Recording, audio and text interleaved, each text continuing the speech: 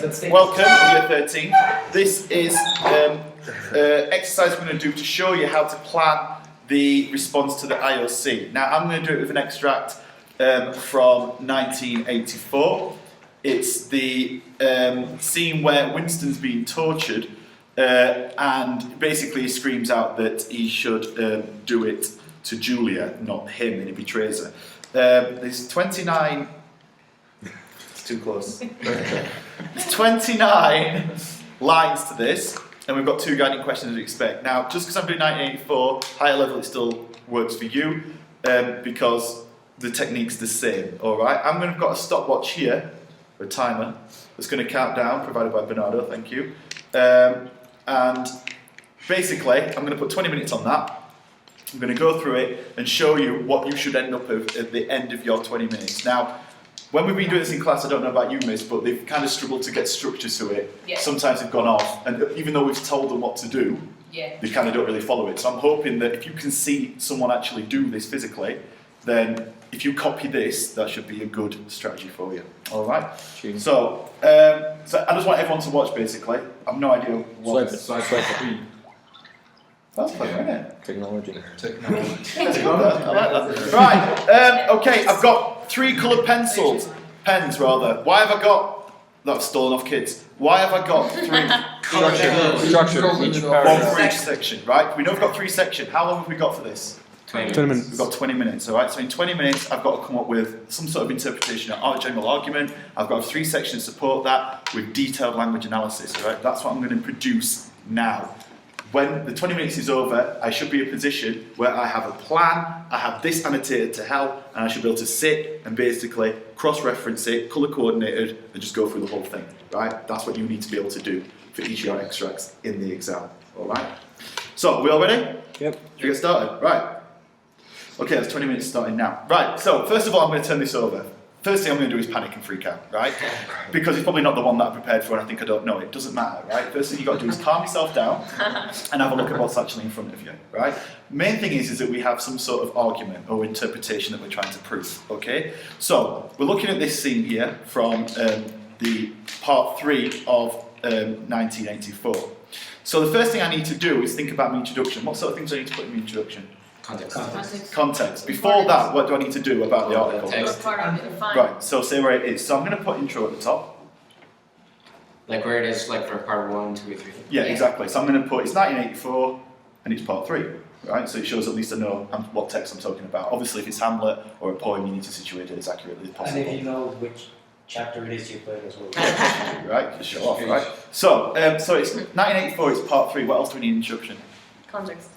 Context. First of all, before that, we need to say why it's important. What's happening in the scene? Yeah, why it's important. We're not going to go overboard on this, talking 30 seconds tops. Not even that, actually, about 10, 15 seconds. In the introduction? In the introduction, okay. The whole introduction needs to be how long? 2 minutes. 1 minute and a half. Minute and a half tops, alright? So, if it's short in a minute, don't stop and go, oh, I've only got 30 seconds left, I've got to just like carry on doing introduction stuff. If you've said everything you've got to say, just move straight on to analysis, that's where the bulk of your points are anyway, right? So, why is it relevant or important? And try and link that to the situation where it is in the text, alright? So obviously I'm going to say this is in part 3, he's being tortured. It's very, very important because this is where basically the state wins, don't they? Because they break Winston, that's the whole point of this extract, right? Mm-hmm. This is where the state wins over the individual. How does that relate to context then? How on earth are we going to link that to context? Where the state wins, the state is powerful, there is no... Nazi Germany, Stalin. Nazi Germany, Stalin. So this is the rise of totalitarianism, right? How can I link that to what Orwell's doing? What's Orwell doing in 1984? Warning. It's a warning. So that's my link to context, isn't it? So I'm going to say this is an important part, what happens in this scene, and I'm going to link that to rise of totalitarianism, and I'm going to link that to warning. That's enough for context. I don't need to go overboard, alright? Then I'm going to outline my structure. Now that's what I don't know yet, okay? So already I've got some sort of idea what this is about. I would say this scene, if we had to sum it up, is about what? What's this scene? What happens in this scene? What's the scene? This is the one where he gets, when he says to, he's in room 101, he gets the punishment. Betrayal. It's the ultimate betrayal, isn't it? He saves his life, but in another way he kills him. So it kills the individual, He loses Yeah. but against it the party. saves his physical life. And it also like affects like the power of the government. Right. So if we had to sum this up, we could say, sum this up then, in our interpretation, that this scene is all about the state winning over the individual, right? And the power is, manifest in the state, and they win. So that's what I'm going to start with. So right at the top of the page, then I've got my introduction, and there are a couple of little notes. And right at the top of the page, I'm going to put state wins over Winston. Now, this is just my first notes, all right? I'm not going to say this is when the state wins over Winston, right? I'm going to say something like, this shows the state's power, the helplessness of the individual when compared to the power of the state, right? Something nice like that, all right? But I'll just write this down because I'm panicking and I'm in an exam and I just want to get my ideas down. And I'll worry about expression afterwards as I'm going through it, right? Everyone happy? Yeah. I'm very calm, aren't I, to say I've got no time. Right, so we're going to move on. Why have I put that in big capital letters at the top of the page? Because you're Like the main- overall. Because that's what I'm proving. Everything I write from now on has to prove that point. If I don't go back to that point, I've got no argument, I'm wasting my time. Everything comes back to that. So I need to start doing this pretty quickly. Right then, I've got a few things here. Let's look at the guiding questions then, shall we, at this point? Right then, so I've got two. How does the author use language and structure to establish a sense of terror? So I'm going to underline the word terror, right? This is a terrifying scene. What makes it scary?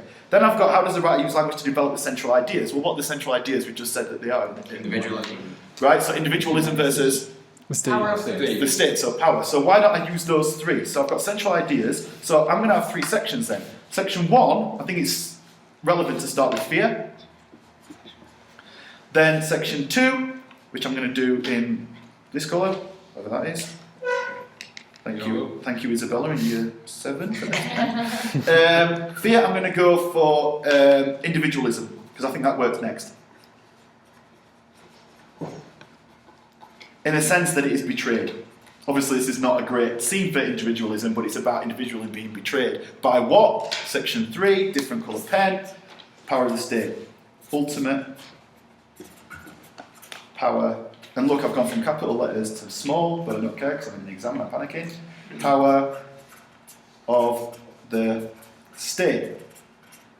Right, okay. So now I need to find some things, right? So I'm going to go through it. Right. So, first section then is all about fear up until this point. So the cage was near, it was closing in. Winston heard a succession of shrill cries which appeared to be occurring in the air above his head, but he fought furiously against his panic. To think even with a split second left, to think was the only hope. Suddenly the foul, musty odour. So I've got big words coming out. I'm just going to go through them as I go. I've got my appropriate coloured pen. I like this opening sentence. Cage was near it was closing in. 2 short sentences. All right, back to back. Nice impact to start with. Then we're going through. We've got fought furiously. We've got a little bit of alliteration there. Panic. What else have I got? To think, to keep thinking, so to keep alive, shows a desperation. So I'm going to comment on that. What else am I going to comment on? Foul, musty odour, brutes, very animalistic. There was a violent convulsion of nausea. Notice the lexis here, violent convulsion. Convulsions are something that are not controlled, aren't they? So this is a very animalistic, brutal reaction. For an instant, he almost lost consciousness. Everything had gone black. Again, short, impacting sentence. For an instant, he was insane, a screaming animal. Well, this is great, isn't it? So we're getting here a sense that it's very animalistic, it's very basic, it's very controlled. All right, so there's some of the comments I'm going to make, right? So next to this, I'm annotating as I go. Obviously, in the exam, I won't be explaining all this, I'll be moving a lot quicker, all right? So, short sentences, I'm just going to put SS. I know what it is, I've already highlighted it, right? Fought furiously, we've got alliteration.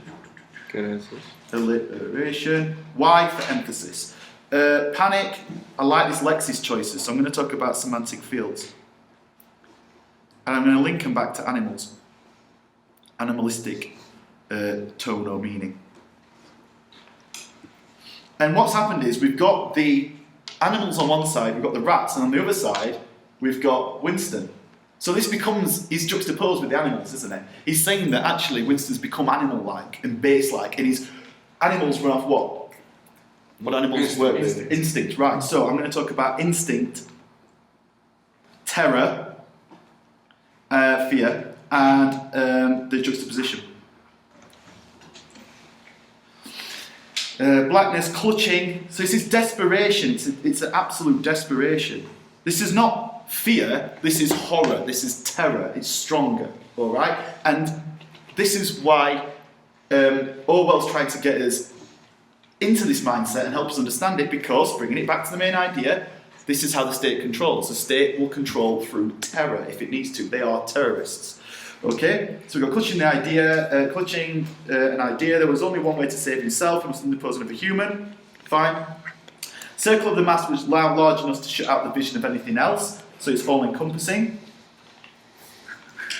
The rats knew what was coming now. One of them was leaping up and down. The old scaly grandfather, well, that ties into animalistic. Of the sewers stood up. So wait up. So we've got the animals being treated like humans, but the humans being referred to as animals. So they're completely juxtaposed. So that works really nice with the juxtaposition. For the sewers, his pink hands against the bars, fiercely sniffing the air. Bit of an oxymoron there. Shows violence. Winston could see the whiskers and yellow teeth against the black panic talking of his mind blindness. Okay, I think we've got enough there. Right, next colour. What am I? Individualism. Right, this is where he is betrayed. Okay. So, do it to Julia. That's the most obvious thing about betrayal, isn't it? Do it to Julia, not me. We're going to go back to that. Notice the exclamation marks, the short sentences. What does that show you? What sort of man is in that position there? That's vulnerable. Absolutely desperate, absolutely terrified, okay? But what's really, really scary about how he sort of betrays her is how quick it is for me, right? That's always scared me, right? Have you ever seen the film where the two climbers are stuck on an ice ridge? You're frozen. No, yeah. And he cuts the rope, the guy's on the end of the rope, and then he cuts it. Into the void, is it? Yes. In the beginning? Into Yeah, the void? touching the void, right. Yeah. In touching the void, the guy says, I remembered that I had a Swiss Army knife in my pocket. And he says, I didn't make any decision. As soon as I knew it was on, I cut the rope and he fell. Because I wanted to save myself. I didn't even think about it morally. And I think this is the same sort of thing. When you've got life and death situation, you will screw anyone over, right? So, what we've got here is the wire, and then, no, it was not relief, only hope, a tiny fragment of hope, delicate, right? Too late, perhaps too late. But then he suddenly understood that the whole world, there was just one person who could transfer his punishment, one body that he could thrust between himself and the rats, and he was shouting frantically over and over. Now that's a nice link, isn't it? The idea of frantically to the animalistic response, but then a tiny fragment of hope, perhaps too late. Oh no, I've maybe got I want to betray her, but can I betray her quick enough? Can I save myself and screw her over before I can save my own self? I'll run out of time. You can relate it to like the instincts, right? Exactly, right? So that's a nice link between our points that we're making, right? Excellent, right? So that's what I'm going to start with. So I'm going to start with, I'm going to go here, A, B, and then back to that for C. Also as well, then we get a sense of relief, don't we? He's falling backwards into enormous depths away from the rats. He was still strapped into the chair but falling through the floor, through the walls of the building. We'll come back to that later.